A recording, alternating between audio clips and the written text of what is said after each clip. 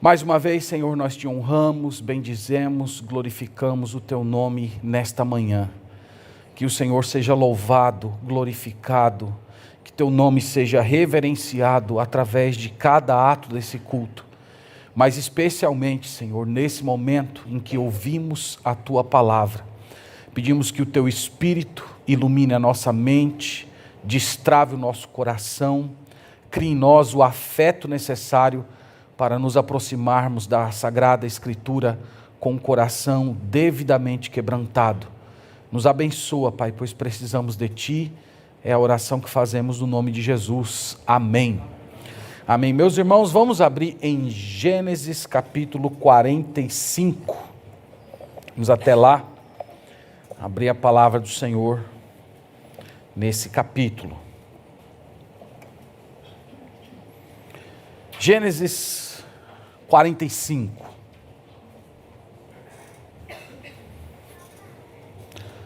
Para quem está vindo pela primeira vez, domingo pela manhã aqui na igreja nós estamos olhando um pouco de perto a vida de José do Egito. E nós já estamos há 10 semanas olhando a história desse grande servo do Senhor. Gênesis capítulo 45. Irmãos, mais de 20 anos haviam se passado desde o incidente em Dotã. Naquele dia, o jovem José foi agarrado pelos seus irmãos, despido da sua túnica e lançado num poço. Enquanto comiam, ao som do choro de José, Judá teve a ideia de vender o seu irmão para uma caravana de ismaelitas que passava naquele local. E assim, José foi parar no mercado de escravos no Egito. Naquele país estranho, o jovem hebreu foi comprado por Potifar, nobre egípcio e íntimo de Faraó. Depois de trabalhar como mordomo do capitão da guarda, a mulher de Potifar caluniou o filho de Jacó, que acabou parando em uma masmorra. Depois de alguns anos naquele local, José interpretou o sonho de 2 jovens nobres egípcios e adiante os sonhos de Faraó. E numa virada que só pode ser interpretada à luz da providência divina, José, o hebreu, se tornou Zafenate-Paneia, governador do Egito, homem nobre, popular, rico e poderoso. Cerca de 7 anos depois de ser elevado a governador do Egito, em um dia comum, sem qualquer tipo de aviso, Zafenate-Paneia viu 10 hebreus ajoelhados diante dele. Eram seus irmãos. E naquele momento, ele se recordou dos sonhos que tivera ainda na juventude e compreendeu que o plano de Deus é que a sua família fosse restaurada e reunida a ele no Egito. No entanto, para que isso ocorresse, era preciso que ele desvendasse o coração de seus irmãos. José então passou a recriar situações que fizessem os seus irmãos revisitar o passado. A primeira delas, José mandou devolver o dinheiro que eles haviam trazido nos mantimentos deles. E o ponto de José era o seguinte: será que eles seriam atacados pela avareza, como eles foram quando venderam José como escravo? E no mesmo ambiente, José também prendeu a Simeão. E novamente, o ponto dele era: será que eles deixariam Simeão para trás, do mesmo jeito que fizeram com ele no passado? Depois, José honrou Benjamim, dando uma porção 5 vezes maior do que a dos seus outros irmãos. E a questão que estava por detrás aqui era: será que eles iriam ficar ressentidos, assim como ficaram ressentidos com José quando ele foi beneficiado pelo velho Jacó? E a quarta questão é: eles abandonariam Benjamim quando ele fosse acusado de ter roubado o copo de prata de Zafenate-Paneia? Eles voltariam para Canaã como se eles não tivessem nenhum tipo de responsabilidade com aquele rapaz? Como eu disse, meus irmãos, todas essas situações eram uma espécie de recapitulação do passado. E José queria sondar o coração deles. Será que esses homens tinham sido de fato quebrantados pelo Senhor? A boa notícia, e nós viemos apresentando isso para os irmãos ao longo das mensagens, é que os irmãos de José tiveram uma reação muito apropriada. Primeiro, eles voltaram para o Egito para procurar resgatar o irmão Simeão. Eles devolveram o dinheiro que havia sido colocado a mais no saco de mantimento deles. Eles não recriminaram Benjamim por conta do incidente do copo de prata, mas reincriminaram a si mesmos. E eles também não abandonaram o irmão mais novo, mas voltaram para o Egito para se oferecer como escravos de Zafenate Paneia junto com o irmão. E o ponto alto, irmãos, desse quebrantamento de alma foi visto na postura de Judá, que se ofereceu como escravo de Zafenate Paneia em lugar do seu irmão mais novo, para que Benjamim voltasse para os braços do pai e o velho Jacó não morresse de tristeza. Tudo que nós vimos até aqui, irmãos, foi para mostrar que o quebrantamento dos irmãos de José foi total, o arrependimento fora aprofundado, e agora finalmente chegou o momento da restauração. E é isso que nós vamos ver hoje. Nós vamos ler hoje talvez um dos trechos mais comoventes de toda a Bíblia. Eu intitulei essa mensagem de Zafenate Paneia dá lugar a José. E nós vamos ver basicamente dois momentos aqui. Primeiro, José se revelando aos seus irmãos. E segundo, José revelando o plano de Deus aos seus irmãos. São duas revelações que nós vamos olhar nesses versículos aqui hoje. Nós vamos até o versículo 15 apenas hoje. E nós vamos ver essas duas revelações. José revelando a sua identidade e depois José revelando o plano de Deus aos seus irmãos. Então vamos ler o trecho, nós vamos lendo e fazendo pausas. Nessa primeira parte aqui do verso 1 ao 4, nós vamos ver José se revelando aos seus irmãos. Então leiam comigo, palavra do Senhor. Então José, não podendo conter diante de todos os que estavam com ele, bradou: fazei sair todos da minha presença. E ninguém ficou com ele, quando José se deu a conhecer a seus irmãos. E levantou a voz em choro, de maneira que os egípcios o ouviam e também a casa de Faraó. E disse a seus irmãos: eu sou José, vive ainda meu pai? E seus irmãos não lhe puderam responder, porque ficaram atemorizados perante ele. Disse José a seus irmãos: agora chegai-vos a mim. E chegaram-se. Então disse: eu sou José, vosso irmão, a quem vendestes para o Egito. Os irmãos perceberam que o primeiro versículo começa com um então. A ideia aqui do narrador, que no caso é Moisés, é conectar o capítulo 45 com o capítulo 44. Se nós fôssemos colocar no sentido imediato, o que aconteceu de fato foi a confissão de Judá. É como se aquela postura de Judá de se oferecer como escravo tivesse praticamente desmontado José. Ele não tinha mais estrutura para continuar conduzindo todo aquele teatro, poderíamos dizer assim. E é interessante que nós ressaltamos isso, inclusive na última mensagem, que foi de Judá a ideia de vender José aos ismaelitas. Mas aqui José estava tão profundamente tocado com a postura do seu irmão, que ele não conseguiu mais conter as suas emoções. E ele ordenou que todos saíssem. Então você deve imaginar uma casa enorme. José tinha muitos funcionários, tinha soldados, tinha conselheiro, tinha muita gente que estava ali ao redor dele, e ele não queria que nenhum deles participasse daquele momento. Isso é uma coisa interessante, irmãos, é como se José não quisesse apenas um momento íntimo com os seus irmãos, mas ele quisesse preservar o nome dos seus irmãos. Ele não queria que seus irmãos fossem vistos no Egito a partir do pecado que eles cometeram. O texto então diz que José chora, mas não é um choro comum. Ele chora muito e ele chora muito alto. O clamor dele em choro foi tão profundo que os egípcios que estavam nas salas ao redor escutavam o seu choro. E a notícia das suas lágrimas chegou até a casa de Faraó.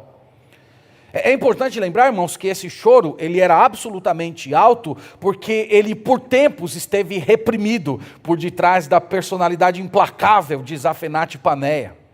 Mas era um choro alto também porque expressava a sua gratidão, a sua alegria e finalmente o momento tão esperado por ele da reconciliação com a sua família. Agora você imagina essa cena. Zafenate-Paneia manda que todo mundo saia e ele se aproxima dos seus irmãos. Lembre-se que até esse momento ele vinha se comunicando com os seus irmãos através de um intérprete. Ele falava no idioma egípcio, o intérprete falava em hebraico. E agora ele se aproxima dos seus irmãos e diz uma pequena frase em hebraico, o idioma do clã de Jacó. Eu sou José. Vocês conseguem imaginar como essa frase chegou no coração dos seus irmãos? Eles que vinham escutando todo aquele homem falando como estrangeiro, eles que a todo momento estavam pensando e cogitando como é que aquele homem sabia tanto da vida deles, como é que aquele homem sabia quem era o irmão mais velho, quem era o irmão mais novo. Então, finalmente, as coisas parecem que começaram a fazer sentido. Mas os irmãos de José, diz o texto, eles não conseguem responder. Eles ficam atemorizados, parece que o medo lhes roubou as palavras, eles estão com as estruturas interior completamente ruídas. E é possível que nesse momento aqui eles começaram a reconstruir os últimos acontecimentos, provavelmente pensando que todas aquelas situações que vinham acontecendo desde quando eles pisaram no Egito, aquelas tragédias que estavam colocando eles contra a parede, finalmente começou a fazer sentido. Parece que era um grande plano de vingança do seu irmão. Por isso eles estavam morrendo de medo. José percebe o terror no rosto dos seus irmãos e ele pede que se aproximem. Veja isso no verso 4. Disse José a seus irmãos: agora chegai-vos a mim. Essa expressão, irmãos, chegai-vos a mim, ela possui um tom carinhoso. É a proximidade do abraço e do beijo dentro da cultura antiga. Então José está chamando seus irmãos à intimidade, está chamando seus irmãos à amizade, ele está estendendo a destra da comunhão.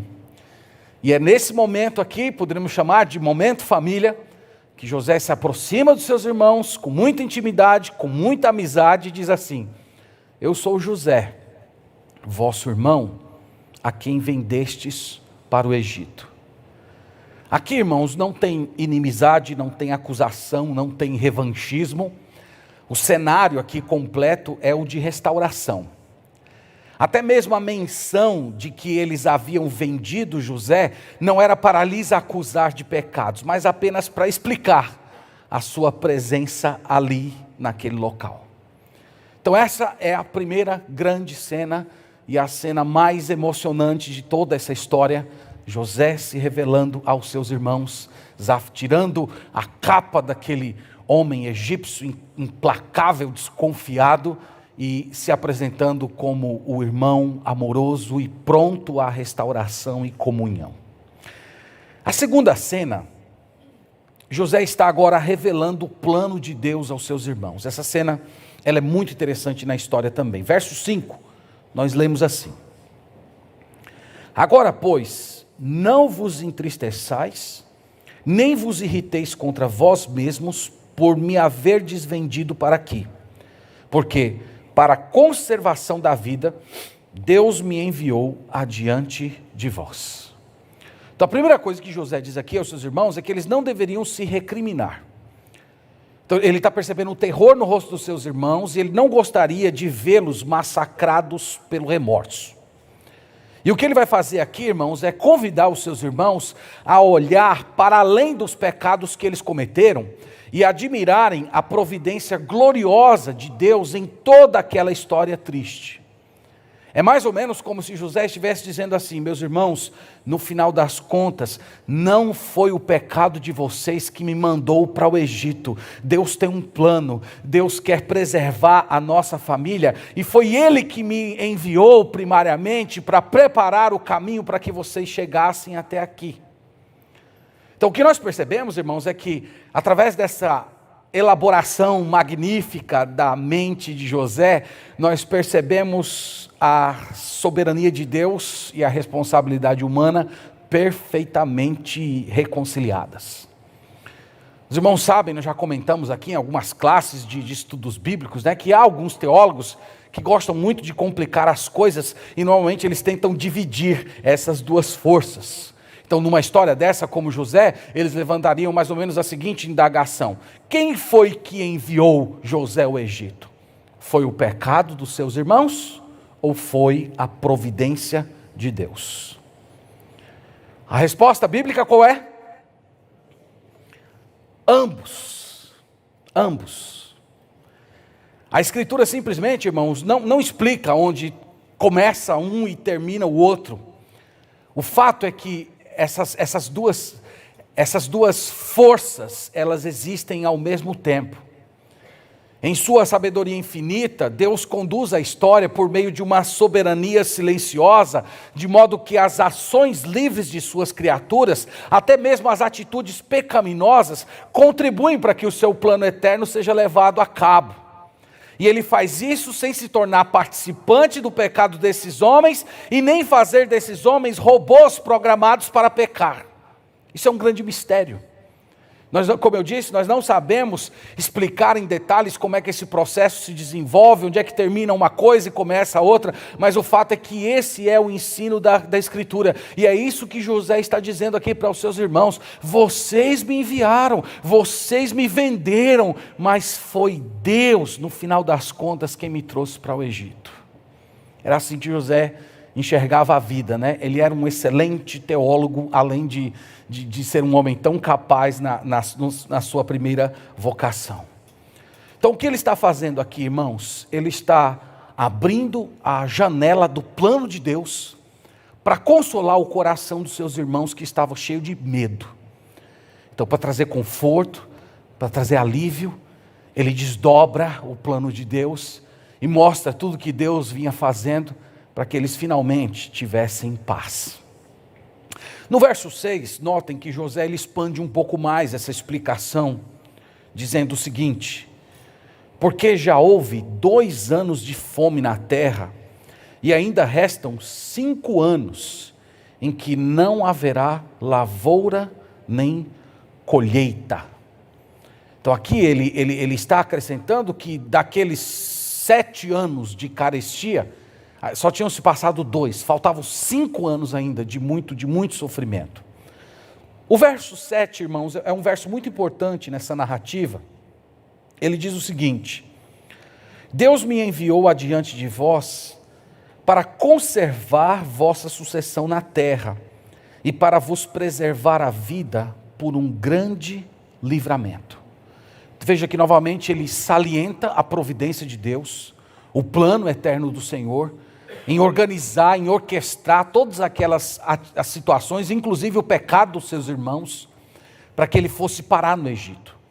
E aqui, irmãos, esse versículo ele é muito importante porque ele é um eco da aliança que Deus fez com Abraão.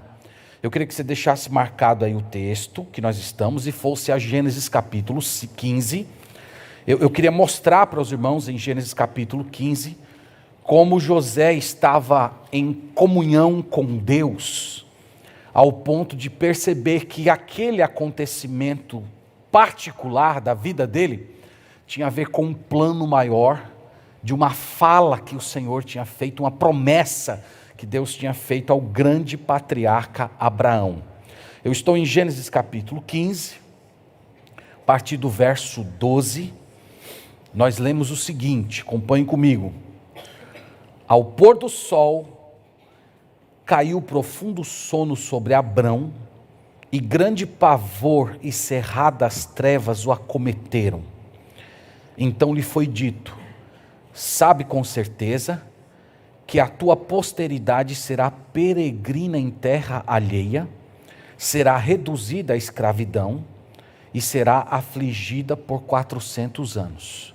Veja que Deus fala 3 informações importantes aqui, irmãos, no verso 13.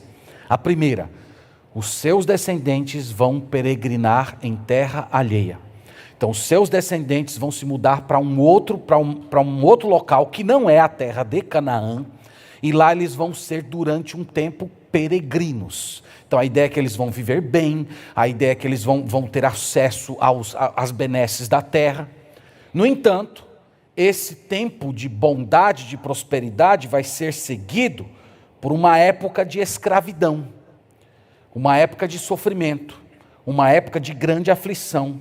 E aí no versículo 14 o Senhor acrescenta: mas também eu julgarei a gente a quem tem de sujeitar-se, e depois sairão com grandes riquezas. Aqui já diz respeito ao ministério de Moisés. Moisés, quando tira o povo do Egito, o povo de Israel meio que saqueia os bens do Egito, e eles saem ricos ali daquela nação. Então o que eu estou dizendo para vocês, irmãos, é que essa promessa que Deus fez a Abraão, ela tem eco na fala de José no versículo 7. José está reconhecendo que chegou o momento em que o povo tem que sair de Canaã para se tornar peregrino em terra alheia.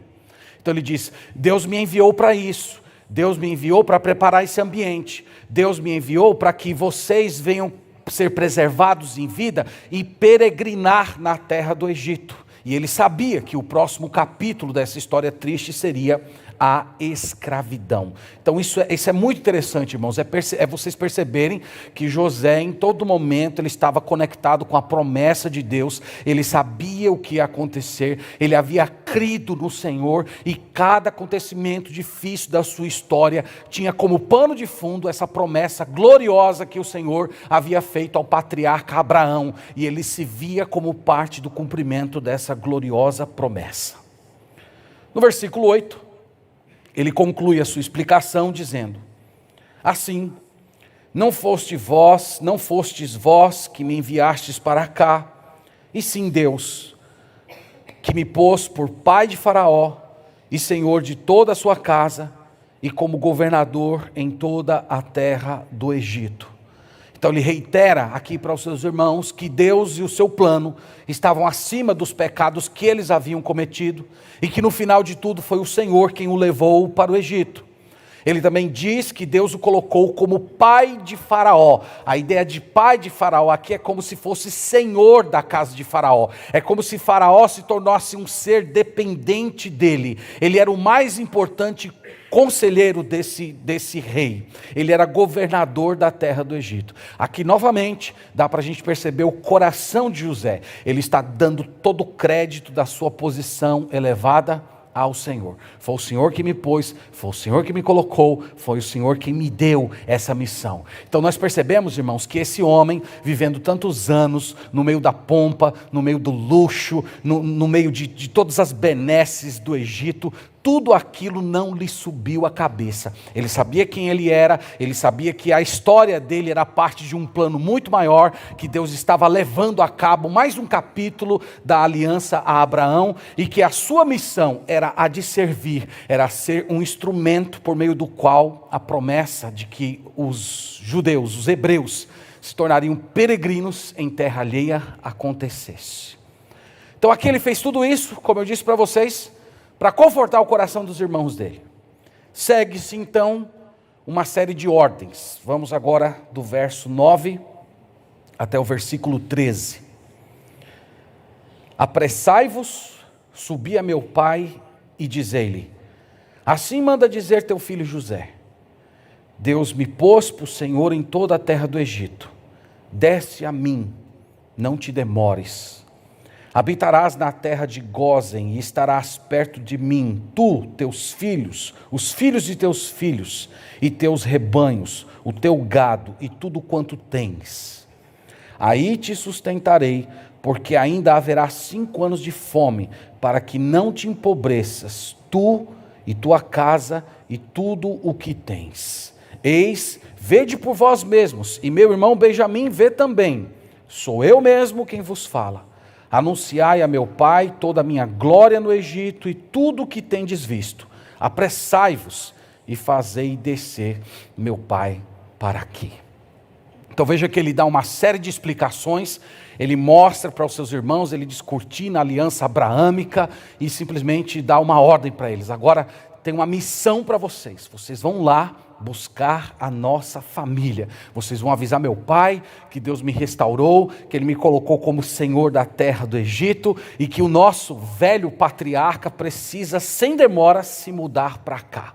José adianta onde eles iam viver. Eles não iam viver, irmãos, nas grandes cidades do Egito. O Egito, de acordo com a arqueologia, tinha uma vida urbana muito, muito movimentada. José queria que seus irmãos levassem uma vida mais ou menos parecida com aquela que eles tinham em Canaã, que fosse uma vida mais rural, que fosse uma vida mais mexendo com terra, mexendo com gado. E foi por isso que ele escolheu essa região. De acordo com a arqueologia, ficava um pouco mais ao norte do Egito, ali na região do delta no Nilo. Então naquela região eles iam ficar próximos de José o suficiente, mas ao mesmo tempo não tão envolvidos com a vida dos egípcios. José tinha essa preocupação em manter uma certa distância, de manter uma identificação com os seus irmãos, mas ao mesmo tempo deixá-los um pouco longe daquela vida imoral, pagã que os egípcios estavam levando. Então ele estava preservando a vida dos seus irmãos, ele estava preservando o trabalho,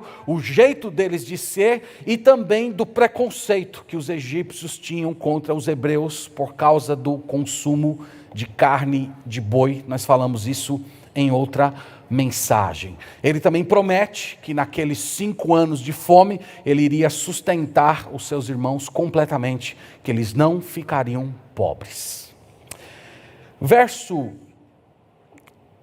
Verso 12 e 13 é bem interessante porque mais uma vez ele reafirma a sua identidade. Ele diz, vocês estão vendo, sou eu mesmo que estou falando com você, eu sou José, meu irmão Benjamim também. E aqui ele citou o irmão Benjamim em particular. Eu imagino, e alguns comentaristas também falam isso, que provavelmente Benjamim serviria de uma testemunha adicional. Lembre-se que os irmãos de José e o velho Jacó não tinham um relacionamento muito bom. Então quando eles chegassem em Canaã, fossem contar tudo o que aconteceu, poderia ser que o velho Jacó ficasse desconfiado, que eles estavam enganando ele mais uma vez. Então a presença, o testemunho de Benjamim, que não sabia de nada daquela história, iria provar de uma vez por todas para o velho Jacó que José de fato estava vivo e era senhor do Egito.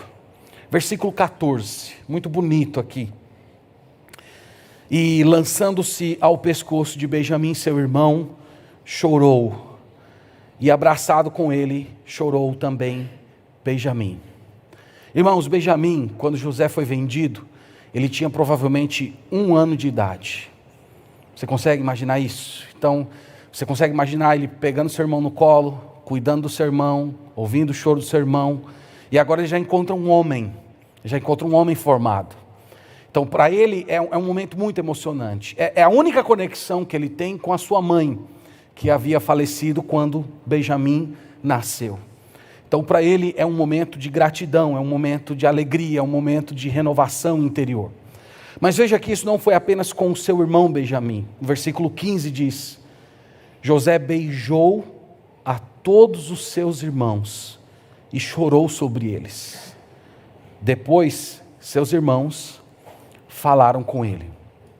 Então essa mesma comunhão, esse mesmo afeto foi estendido na mesma intensidade e profundidade com os seus irmãos que haviam traído a ele. Ele abraça, ele beija cada um deles, e só depois que ele abriu o plano de Deus, explicou o que eles deveriam fazer, abraçou e beijou, finalmente seus irmãos conseguiram falar com ele. Todo o tempo eles estavam ali travados. Eu confesso a vocês que eu fiquei meio desapontado aqui, porque eu queria saber muito o que eles falaram. O que esse povo falou para José depois de toda essa história, né? Deve. Um dia no novo céus, nova terra, a gente pode ter quem sabe um culto, né, com Judá e perguntar para ele, e aí, foi aquela conversa lá com seu irmão? Meus irmãos, eu já disse em algumas pregações anteriores que os primeiros receptores dessa história foram os hebreus que estavam nas portas da terra prometida. Falei para vocês que Moisés teve um longo ministério, mas Deus disse que Moisés não ia entrar na terra. E ali, mais ou menos nos idos da cronologia do livro de Deuteronômio, Moisés está dando seus últimos discursos, se despedindo daquela nova geração que nasceu no deserto. A primeira geração não pôde entrar na terra prometida. E Moisés registrou essa história e entregou para aquela geração que seria liderada por Josué para atravessar o Jordão e iniciar a conquista de Canaã. Então a pergunta é, em que sentido essa história iria beneficiá-los? Como essa história iria falar ao coração deles? Eles que estavam prestes a experimentar o cumprimento da promessa que Deus fez a Abraão. Então, eu acredito que essa história iria chegar no profundo do coração deles, mostrando a seguinte verdade: que Deus é fiel às suas promessas. Deus cumpre aquilo que Ele fala. Deus preservou o seu povo por meio de José. E do mesmo jeito que Deus guardou o povo de Israel através de José, Deus também iria guardar o povo de Israel através da figura de Josué, enquanto ele tomasse a terra de Canaã. Essa história, irmãos, ia chegar de uma forma muito profunda no coração deles, mostrando a seguinte verdade: que Deus preserva a sua palavra mesmo quando seus filhos falham. Ele preserva aquilo que ele disse, mesmo quando seus filhos pecam, quando são incoerentes, quando agem até como ímpios. Que Deus, quando se compromete em amar e salvar uma pessoa, Ele simplesmente restaura essa pessoa, mesmo que ela cometa pecados terríveis. Então esse povo incoerente, tantas vezes nós vemos isso no Antigo Testamento, eles seriam preservados e eles haveriam de herdar a terra que o Senhor prometeu.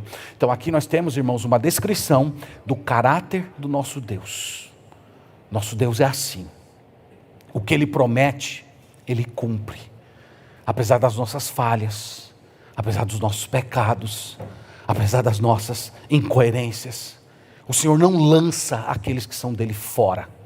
Ele transforma, Ele renova, Ele perdoa e Ele reenvia. Isso chegaria muito profundamente no coração daqueles homens, daquela nova geração, e também continua falando ao nosso coração hoje. Segundo lugar, eu queria falar com você que vem passando por terríveis tribulações. Essa história tem uma lição maravilhosa para o seu coração. É que se você deseja preservar a sua esperança, se você deseja permanecer com sanidade de alma, é preciso reforçar o senso da providência de Deus. Eu creio, irmãos, firmemente que foi o senso da providência de Deus que manteve José com esperança nos anos em que ele estava no calabouço. O Senhor é todo-poderoso e Ele vai cumprir tudo aquilo que Ele planejou. E Ele está agindo mesmo quando todas as coisas parecem obscuras. Então você precisa reforçar esse aspecto do ser de Deus no seu coração. Senhor, mesmo que eu não entenda, eu confio. Mesmo que eu não veja, eu creio. Senhor, eu sei que eu não preciso compreender, basta apenas crer. E essa fé vai encher o seu coração de conforto, essa fé vai te dar esperança para você prosseguir lutando. Na verdade, irmãos, o único modo de sermos realmente felizes, bem-aventurados nesse mundo é vivendo e andando pela fé.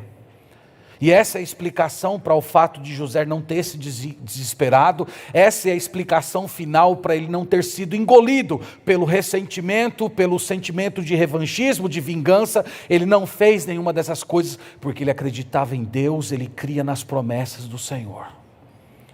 Então, se você tem passado por provações, curva o seu joelho, dobre-se diante do Senhor, peça para o Senhor aumentar a sua fé, peça para Ele fazer você saber e sentir que Ele controla todas as coisas. E se você fizer isso, você vai ter paz, você vai ter esperança, você vai ter alegria, você vai ter um senso de direção para enfrentar todas as tribulações que o Senhor tem permitido que cheguem na sua história. Aqui, irmãos, também tem uma lição sobre perdão. É impossível não ler essa história e não refletir sobre esse assunto. Essa história mostra que perdoar é libertador. Perdoar liberta. Perdoar liberta tanto a pessoa que ofendeu quanto o ofendido. Normalmente eu tenho percebido que há algumas barreiras que impedem as pessoas de perdoar. A primeira barreira é aquela de você querer que o ofensor sinta um pouco da sua dor. Então, você quer que ele sinta um pouco, você quer que ele padeça um pouco. E você deveria definitivamente desistir disso. A pessoa que te ofendeu, ela jamais poderá sentir a sua dor. A sua dor é a sua dor, ela pertence a você. Não tem como você fugir disso.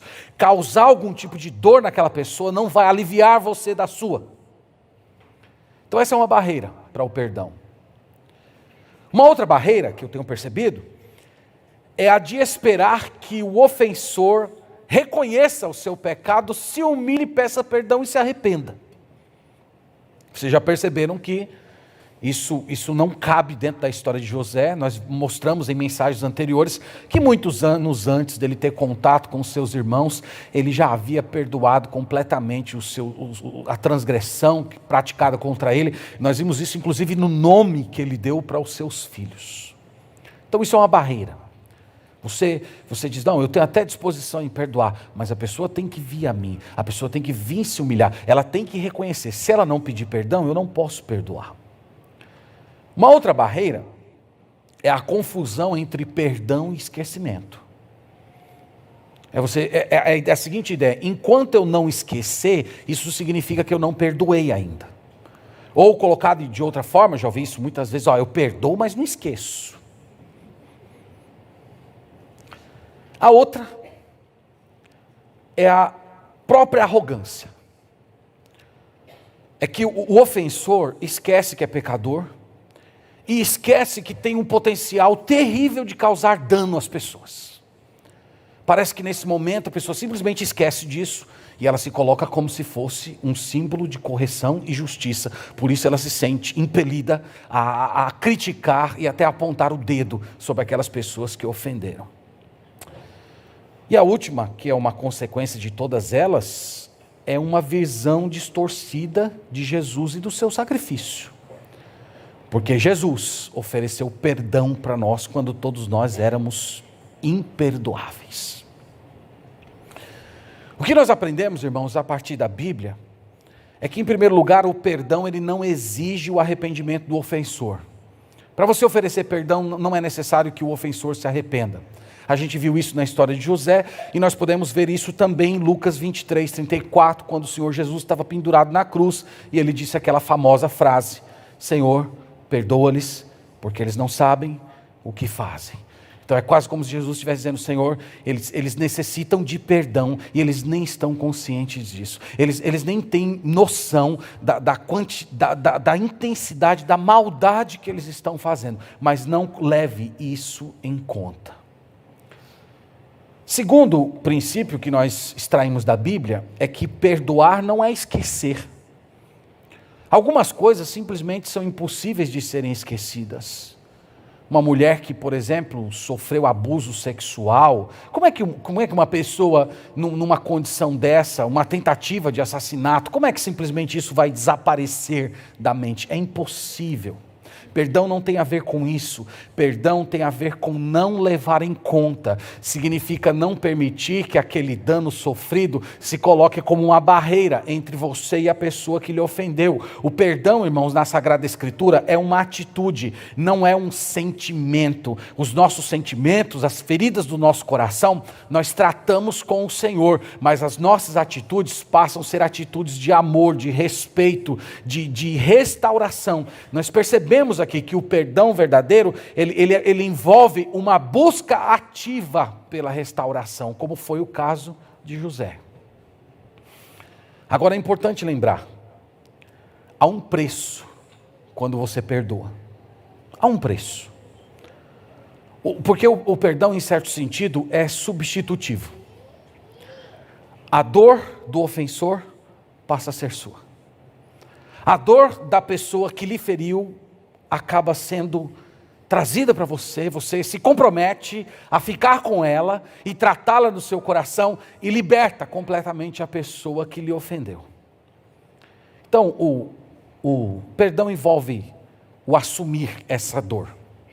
Mas lembre-se que muito mais dor sofreu o nosso Senhor Jesus Cristo quando foi pendurado no madeiro em favor dos nossos pecados. Ele nos perdoou incondicionalmente, e essa é a base do perdão cristão. Ele colocou dentro de nós o seu Espírito, e o seu Espírito nos capacita a oferecer perdão, de modo que hoje, meus irmãos, nós podemos abrir os nossos corações, nós podemos estender a destra da comunhão, nós podemos chorar no ombro daquelas pessoas que um dia nos feriram, nós podemos beijar o rosto dessas pessoas e simplesmente deixar essas pessoas seguirem em paz, ao mesmo tempo em que cremos que o Espírito Santo de Deus fará uma obra de limpeza espiritual em nossos corações. Você crê nisso?